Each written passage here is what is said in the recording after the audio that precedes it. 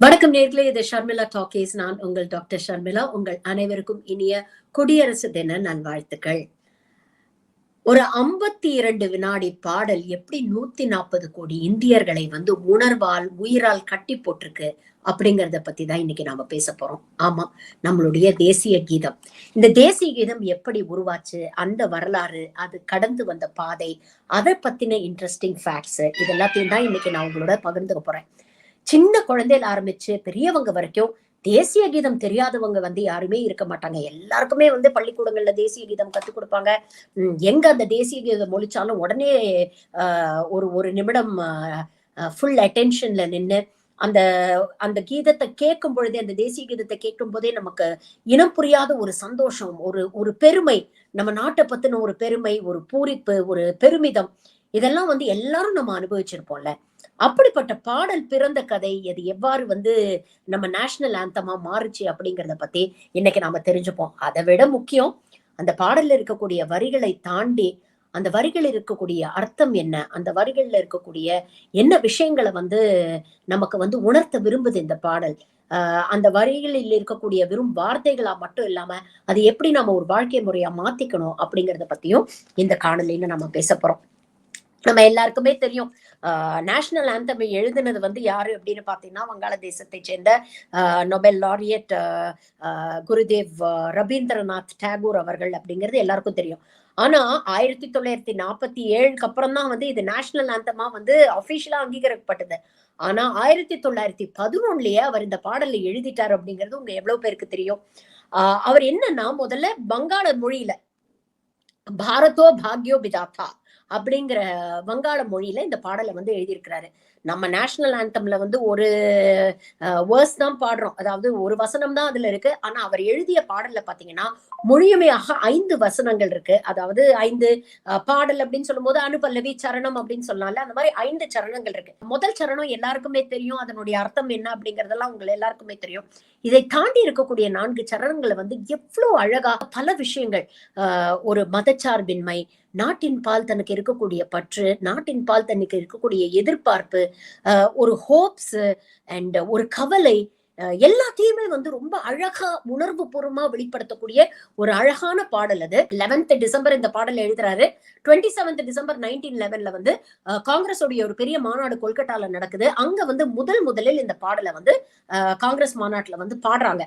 அதுக்கப்புறம் பாத்தீங்கன்னா 28 பிப்ரவரி 1919 பெசன்ட் தியோசாபிக்கல் காலேஜுக்கு ரவீந்திரநாத் டாகூர் கெஸ்டா போறாரு ஒரு ஃபங்க்ஷனுக்கு. அந்த ஃபங்க்ஷன்ல அவரே தன்னுடைய குரல்ல, ஒரு மெல்லிய குரல் அவருக்கு, அந்த குரல்ல அவர் இந்த பாடலை பாடுறாரு. அந்த வீடியோ ஒரு சின்ன கிளிப்பிங் நான் உங்களுக்கு ஷேர் பண்ண சொல்றேன். ரொம்ப அருமையா இருக்கும். அந்த லிங்கையும் வேணா நான் எடிட்டரை ஷேர் பண்ண சொல்றேன். முடிஞ்சா அதை நீங்க கேட்டு பாருங்க. ஜனகணமன அதிநாயக ஜய ஹே பாரத பாக்ய விதாதா, பஞ்சாப் சிந்து குஜராத் மராத்தா திராவிட யுஸ்கல வங்கா. இவர் பாட பாட அது ஒரு பெரிய மேஜிக்கல் இம்பாக்ட் கிரியேட் பண்ணுச்சான். அந்த பெசன்ட் தியோசாபிக்கல் காலேஜோடைய அந்த விபி வைஸ் பிரசிடென்ட் இருக்காங்கல்ல, அவங்க ஒரு ஆங்கிலேய பெண்மணி, திருமதி மார்கரெட் கசின்ஸ் அப்படிங்கிறது அவங்களுடைய பேர். அவங்க தன்னுடைய சுயசரிதையில எழுதுறாங்க. ஆரம்பத்துல ஒரு ஜியோகிராபிக்கல் விஷயங்கள் எல்லாம் சொல்லிட்டு அப்படியே கடந்து போய் மதங்களை பத்தி பேசுறாரு. அதுக்கப்புறம் அங்க இருக்கக்கூடிய மனிதர்களை பத்தி பேசுறாரு. அப்புறம் கனவுகளை பத்தி பேசுறாரு, இன்னல்களை பத்தி பேசுறாரு, நம்பிக்கையை பத்தி பேசுறாரு. அப்படின்னு இதை கேட்க கேட்க அங்க இருக்கக்கூடிய அரங்கத்தில் இருக்கிறவங்க எல்லாருமே அந்த பாடலோடு ஒன்றி போயிட்டோம்.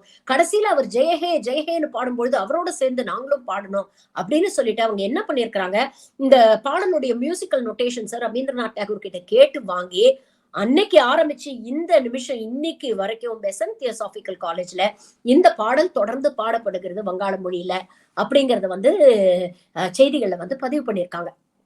ஃபர்ஸ்ட் வர்ஸ் உங்க எல்லாருக்குமே தெரியும், பஞ்சாப் சிந்து குஜராத் மராட்டா திராவிட உத்கல பங்கா.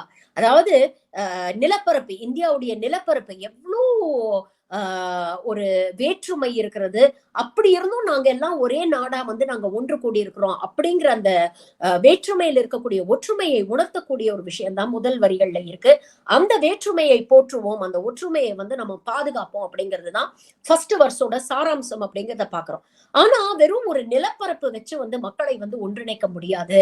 அதுக்கு வந்து மக்களுடைய மனங்கள்ல உணர்வு பூர்வமான ஒரு ஒற்றுமை வரணும் அப்படின்னு நினைக்கிறாங்க இல்லையா?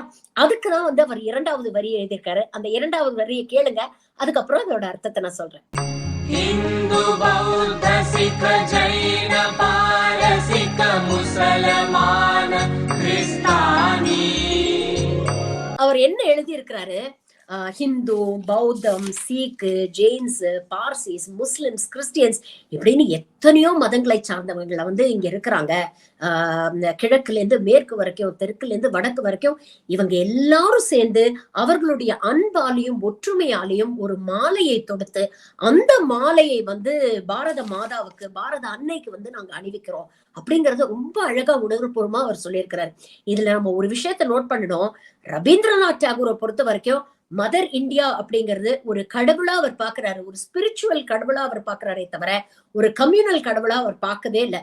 மதர் இந்தியா வந்து ஹிந்துவா, முஸ்லிமா, சீக்கா, பார்சியா, ஜெயினா அதை பத்தி எல்லாம் அவர் கவலைப்பட, என்னுடைய நாடு, இங்க இருக்கக்கூடிய மக்கள் எல்லாரும் அவங்க எந்த மதத்தை பின்பற்றினாலும் அவங்க என்னுடைய மக்கள், நாங்க எல்லாரும் சகோதர சகோதரிகள் அப்படிங்கிற முறையில தான் வந்து அவர் இந்த வேர்ஸை எழுதியிருக்கிறாரு அப்படிங்கிறத பாக்குறோம். ஒருவேளை இந்த ஒரு காரணத்தினாலயோ என்னமோ பாத்தீங்கன்னா இந்த பாடல் வந்து பொதுவா எல்லா தரப்பினருக்கும் வந்து ரொம்ப பிடிச்சு போயிடுச்சு அப்படின்னு சொல்றாங்க. இன்ஃபேக்ட் தேசிய கீதமா இது அங்கீகரிக்கப்படும் போது அந்த ரேஸ்ல வந்து இன்னொரு பாடலும் இருந்தது. 1937 காலகட்டத்துல நேதாஜி வந்து காங்கிரஸ்ல இருந்த காலகட்டத்துல வந்தே மாதரம் அந்த பாடல் வந்து காங்கிரஸோடைய ஒரு ஆந்தமா வந்து இருந்தது. அவங்க எல்லா நிகழ்ச்சிகள்லயும் அந்த பாடலை வந்து பாடுவாங்க. அப்போ அந்த பாடலை வந்து தேசிய கீதமாக்கணும் அப்படின்னு காங்கிரஸ் சொன்ன பொழுது அப்ப பல தரப்புல இருந்து கண்டனங்கள் இருந்தது. வந்தே மாதரம் அப்படிங்கிறது ஒரு இந்து கடவுளை போற்றக்கூடிய ஒரு பாடல். இதுல வந்து தேசிய ஒருமைப்பாடுக்கான விஷயங்கள் வந்து அதிகம் இல்ல, அதனால இந்த பாடல் பொருத்தமா இருக்காது அப்படிங்கிற ஒரு விமர்சனம் வந்த போது சுபாஷ் சந்திர போஸ் வந்து ரவீந்திரநாத் டாகூர் கிட்ட கேட்டாராம், இப்படி சொல்றாங்களே உங்களுடைய கருத்து என்ன அப்படின்னு கேட்டோன்னே அப்பவும் ரவீந்திரநாத் டாகூர் என்ன சொன்னாலும் அவர் சொல்ற விமர்சனங்கள் வந்து உண்மைதான். அதுல இருக்கக்கூடிய அந்த முதல் வேர்ஸ் மட்டும் வேணா நீங்க யூஸ் பண்ணிக்கலாம், ஏன்னா அதுல வந்து எந்த மதச்சார்பின்மையும் இல்லாம இருக்கக்கூடிய அந்த வேர்ஸ வந்து நீங்க யூஸ் பண்ணிக்கலாம். மற்றபடி மற்ற இதுல வந்து இது ரிலீஜியஸ் சாங்கா தான் இருக்கு அப்படிங்கிற ஒரு ஒப்பீனியன் சொன்னோன்னே நேதாஜி அந்த ஒப்பீனியனை மதிச்சு அதை ஏத்துக்கிட்டாரு அப்படிங்கிற வரலாறும் வந்து நம்ம படிக்கிறோம். அதுக்கப்புறம் பாத்தீங்கன்னா 1941 ரவீந்திரநாத் டாகூர் வந்து இறந்து விட்டார். 1942 குவிட் இந்தியா மூவ்மெண்ட், அதுக்கப்புறம் 43 நீங்க பாத்தீங்கன்னா வேர்ல்டு வார் 2 நடக்குது. நேதாஜி சிங்கப்பூருக்கு போறாரு. அங்க வந்து ஆசாத் ஹிந்த் ஃபௌஜ் அப்படிங்கிற ஒரு தனி இந்திய படையை வந்து அவர் அறிவிக்கிறாரு. ஒரு ப்ரொஃபஷனல் இந்தியன் கவர்மெண்டே வந்து அவர் அறிவிக்கிறார். அப்ப அந்த படையில பாத்தீங்கன்னா எல்லா மதத்தை சார்ந்தவர்கள் இருக்கிறாங்க, பெண்கள் நிறைய பேர் இருக்கிறாங்க. இன்ஃபேக்ட் 1940லயே பெண்களுக்கான தனி regiment, Rani of Jhansi regiment அப்படின்னு ஒரு ரெஜிமெண்டே வச்சிருந்தாருன்னா பாருங்களேன். இப்பெல்லாம் நம்ம நாட்டுல வந்து 92 நினைக்கிறேன், 92 தான் வந்து பெண்கள் வந்து ஆர்ம்ட் போர்சஸ்குள்ள வரலாம் அப்படிங்கிற ஒரு முயற்சி எடுத்தாங்க. இன்னி வரைக்கும் பெண்கள் வந்து பிரதான போஸ்ட்ல வந்து உட்கார முடியல அப்படிங்கிற ஒரு நுண்மை ஒரு பக்கம் இருந்தாலும் அந்த காலத்திலேயே பெண்களுக்கான ஒரு ரெஜிமெண்ட்டையும் அவர் நடத்திருக்காரு. அப்போ நேதாஜி சுபாஷ் சந்திர போஸோடைய தாட் ப்ராசஸ் பாருங்களேன், அவ்வளவு லிபரலா இருந்திருக்கிறாரு. அரசியல் இல்ல நாடு அப்படிங்கறது வந்து சாதி, மதம், இனம், ஜெண்டர், ஆணா பெண்ணா, உயர்ந்தவனா தாழ்ந்தவனா, ஏழையா பணக்காரனா, வசந்த ஜாதியா இல்ல வேற ஜாதியா, இப்படிப்பட்ட எந்த வேற்றுமையும் இல்லாம எல்லா மக்களும் வந்து இந்தியர்களா நம்ம பார்க்கணும் அப்படிங்கிற ஒரு கான்செப்ட்ல தான் வந்து அவர் இந்த ஆசாத் ஹிந்த் ஃபௌஜ் அப்படிங்கிற ஒரு விஷயத்துல ஆசாத் ஹிந்த் சர்க்கார் அப்படிங்கிற ஒரு ப்ரொவிஷனல் கவர்மெண்ட்டை அவர் வந்து அனௌன்ஸ் பண்றாரு. அதை அனௌன்ஸ் பண்ணதுக்கு அப்புறம் அந்த கவர்மெண்ட்டுக்கு ஒரு நேஷனல் ஆந்தம் வேணும் அப்படிங்கும் போது யுனானிமஸா அவர் வந்து ரவீந்திரநாத் டாகூருடைய இந்த பாரதோ பாக்கியோ விதாத்தா அப்படிங்கிற வங்காள மொழி பாடலை வந்து அவர் தேர்ந்தெடுக்கிறார். வங்காள மொழி கொஞ்சம் கடினமான மொழி, எல்லாருக்கும் புரியாது அப்படிங்கிறதுக்காக அதை வந்து ஒரு ஈஸி ஸ்லாங்ல ஹிந்தியில வந்து மொழிபெயர்ப்பதற்காக அவருடைய நண்பர்களை வந்து அப்ரோச் பண்றாரு. அவருடைய நெருங்கிய நண்பரான கேப்டன் ஹபீத் ஹசன் அப்படிங்கிறவர் தான் வங்காள மொழியில இருந்து அதை வந்து ஒரு எளிய ஹிந்தியில வந்து அவர் வந்து அதை டிரான்ஸ்லேட் பண்றாரு அப்படின்ற ஒரு விஷயத்த பதிவு பண்றாங்க. அதாவது நம்ம தேசிய கீதத்தை வந்து டிரான்ஸ்லேட் பண்ணி கொடுத்தது ஒரு இஸ்லாமியர். இதற்கு இசையமைச்சது யாருன்னு பாத்தீங்கன்னா கேப்டன் ராம் சிங் அப்படிங்கிற ஒரு ஹிந்து தான் இதுக்கு இசையமைச்சிருக்காரு. இப்ப எவ்வளவு பேருடைய கனவுகள், எவ்வளவு பேருடைய எதிர்பார்ப்புகள் வந்து இந்த தேசிய கீதத்துல அடங்கி இருக்கு அப்படிங்கறத பாருங்க. இது எது குறிக்குது அப்படின்னா, எந்த ஜாதி மதத்தை சேர்ந்தவர்களா இருந்தாலும் எல்லாருமே வந்து சுதந்திரத்துக்காக பாடுபட்டிருக்காங்க. எல்லாருக்கும் அவங்களுடைய பங்களிப்பு இருக்கு. அவங்களுடைய ஒரு பெருமிதம் இருக்கு அப்படிங்கிறது தான் இது போன்ற வரலாற்று செய்திகள் வந்து நமக்கு உணர்த்துது. அதுக்கப்புறம் பாத்தீங்கன்னா 1945ல நேதாஜி அவர்கள் வந்து மறைந்து விடுகிறார். அப்புறம் 15 ஆகஸ்ட் 1947ல நமக்கு சுதந்திரம் கிடைச்சது.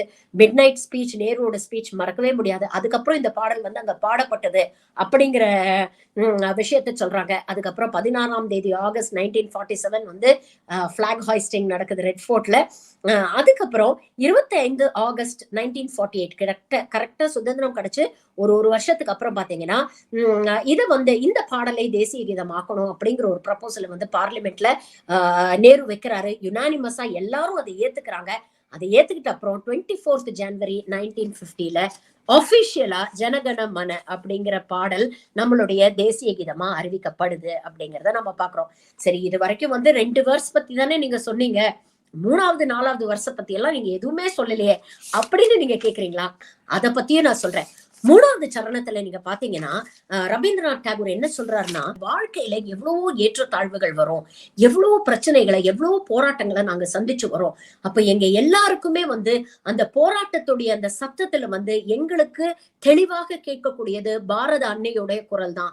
எங்களுக்கு ஒரு சாரதியா இருந்து எங்களை வழிநடத்தி செல்லக்கூடியவர் இந்த பாரத அன்னை தான் அப்படிங்கிற ஒரு விஷயத்த பதிவு பண்றாரு. இந்த வேர்ஸ வந்து நீங்க அப்படியே வந்து சுதந்திர போராட்டத்தில் ஈடுபட்ட பல பெரிய தலைவர்கள், அம்பேத்கர் ஆகட்டும், பகத்சிங் ஆகட்டும், போஸ் ஆகட்டும், எல்லாருக்கும் நீங்க பொருத்தி பாத்தீங்கன்னா அவங்க வாழ்க்கையே அந்த காலகட்டத்துல அப்படித்தானே இருந்தது. தொடர்ந்து பிரச்சனைகள், எங்க பார்த்தாலும் பிரச்சனைகள், போராட்டங்கள், உரிமைக்கான போராட்டம், உயிருக்கான போராட்டம் அப்படிங்கிற ஒரு தளத்துல அவங்க இருக்கும் பொழுது இவங்க எல்லாரையுமே இணைச்சு வச்ச ஒரே விஷயம் என்னன்னா, நாட்டுக்கு விடுதலை கிடைக்கணும், நம்ம நாடு ஒரு சுதந்திர இந்தியாவா ஆகணும் அப்படிங்கிற ஒரே ஒற்றை புள்ளிதான் இவங்க எல்லாரையும் இணைச்சு வச்சது அப்படிங்கறத ரொம்ப அழகா 3வது வெர்ஸ்ல சொல்றாரு. அதே மாதிரி 4வது வெர்ஸ்ல வந்து இன்னைக்கு ரொம்ப இந்த காலகட்டத்துக்கு ரொம்ப தேவையான ஒரு சரணம் வந்து 4வது சரணம். அந்த 4வது சரணத்துல அவன் என்ன சொல்றாருன்னா, சில நேரங்கள்ல நாடையே இருள் சூழ்ந்துரும், நாட்டில் இருக்கக்கூடிய மக்களுக்கு வந்து பல பிரச்சனைகள் வரும், பல விஷயங்கள், இன்னல்களை வந்து அவங்க சந்திப்பாங்க. அப்படிப்பட்ட ஒரு நோய்வாய்ப்பட்ட ஒரு தருணத்தில் நாடு இருக்கும் பொழுது பாரத அன்னை ஒரு தாயாக இருந்து கண் விழிச்சு எங்களை மடியில வச்சு எங்களை பாதுகாத்து இந்த நோயில இருந்து, இந்த இன்னல்கள்ல இருந்து எங்களை வெளியில கொண்டு வருவாங்க அப்படிங்கிற ஒரு விஷயத்த அவர் பதிவு பண்றாரு. கிட்டத்தட்ட ரவீந்திரநாத் டாகூருடைய அந்த சாஃப்ட் சைடு, அந்த வல்னரபிலிட்டியை வந்து இந்த வேர்ஸ்ல அவர் எக்ஸ்போஸ் பண்ணியிருக்காரு அப்படின்னு தான் நமக்கு தோணுது. ஏன்னா அந்த காலகட்டத்திலேயே பாத்தீங்கன்னா அவர் இந்த பாடலை எழுதும் போது பல பிரச்சனைகள் இருந்தது. பெங்கால் பார்ட்டிஷன் ஒரு பக்கம் இருந்தது, கடும் பாவர்ட்டி, ஃபேமின், இந்த மாதிரி பிரச்சனைகள்லாம் நிறைய போயிட்டு இருந்த சமயத்துல அவர் எழுதி இந்த வரிகளை வந்து அவர் எழுதியிருக்காரு. கிட்டத்தட்ட இன்னைக்கு இருக்கக்கூடிய ஒரு சூழலை தான் அவர் பிரதிபலிக்கிறாரு அப்படின்னு கூட சொல்லலாம்.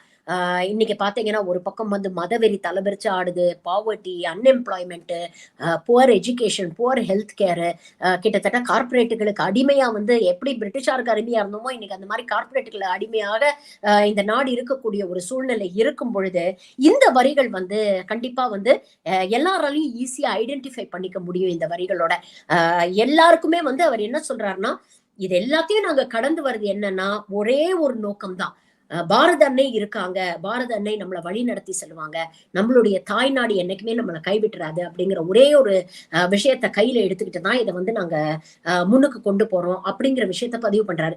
இதையத்தான் பல தலைவர்கள் பல காலகட்டங்கள்ல சொல்லியிருக்கிறார். ஏன்னா என்னைக்காவது ஒரு நாள், அது நாம உயிரோடு இருக்குமோ இல்லையோ, நமக்கு அப்புறம் கூட அந்த நாள் வரும், அந்த நாள் வந்து ஒரு சுதந்திர இந்தியா மலரும், நாம கனவு கண்ட அந்த இந்தியா வந்து நனவாக்கும் அப்படிங்கிற ஒரு நம்பிக்கை, அந்த ஹோப் இருக்கு இல்லையா, அததான் கடைசி சரணத்துல வந்து ரவீந்திரநாத் டாகூர் ரொம்ப அழகா சொல்றாரு. இருள் போனதுக்கு அப்புறம் வெளிச்சம் வரும், அடுத்த நாள் காலை அப்படியே மலரும், சூரியன் ஒரு பக்கம் உதிக்கும், பறவைகள் பாடும், ஒரு மெல்லிய தென்றலா வந்து காற்று வீசும், ஒரு புதிய ஆரம்பம், நியூ ஹோப்ஸ், நியூ பிகினிங்ஸ், இது எல்லாத்தையும் வந்து நீங்க தான் எங்களுக்கு கொடுப்பீங்க.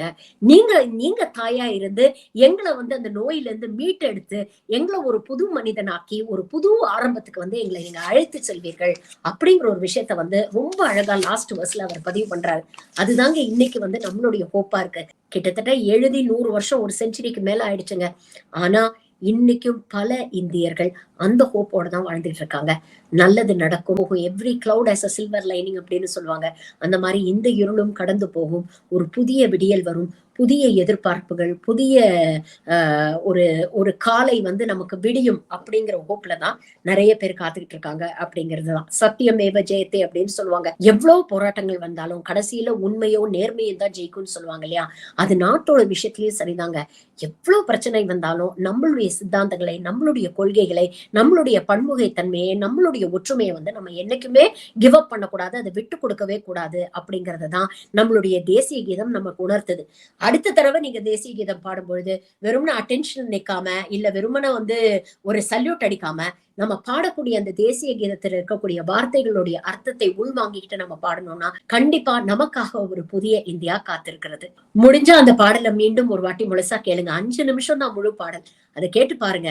அது என்ன உணர்வை உங்க மனசுல ஏற்படுத்துது அப்படிங்கறதையும் எங்களுக்கு பதிவு பண்ணுங்க. இது எல்லாத்தையும் விட முக்கியமான ஒரு விஷயம். இவ்வளோ நேரம் ஒரு ஹிஸ்டரி சொன்னேன்ல, இதுல ஆர்எஸ்எஸ் சங் பரிவாரோட ஒரு பங்கும் கிடையாது அப்படிங்கறத தயவு செஞ்சு புரிஞ்சுக்கங்க. உண்மையிலேயே நாட்டை நேசிக்கிறவங்க சும்மா போற போக்குல எல்லாம் பாரத் மாதா கி ஜெய் அப்படின்னு சொல்லிட்டு சுத்த மாட்டாங்க. உண்மையிலேயே நாட்டை நேசிக்கக்கூடியவர்கள் நாட்டுடைய பன்முகத்தன்மையை நேசிப்பாங்க, நாட்டில் இருக்கக்கூடிய மக்களை நேசிப்பாங்க, அவங்களுடைய உணர்வுகளை நேசிப்பாங்க.